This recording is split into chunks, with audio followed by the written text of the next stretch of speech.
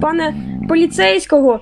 Я не міг вирулити, коротше, я підрізав його. Добре, пане, случайно, почну тому що- заходити терміново без КПК та виписувати штраф за їзду без номерних знаків, а також вказати винувати ДТП.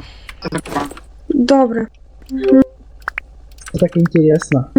Да, та я перший раз таке ось мені роблять, я в шоці.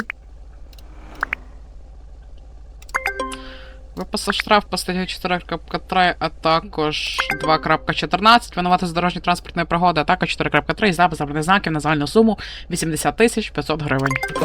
А, ну добре, я прям зараз оплачу. Все, його. добренько. Можете писати в автомобіль, починаєте...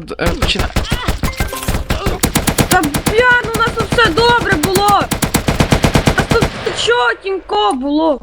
Що ти Ну, у вас робив? проблеми якісь, шановний.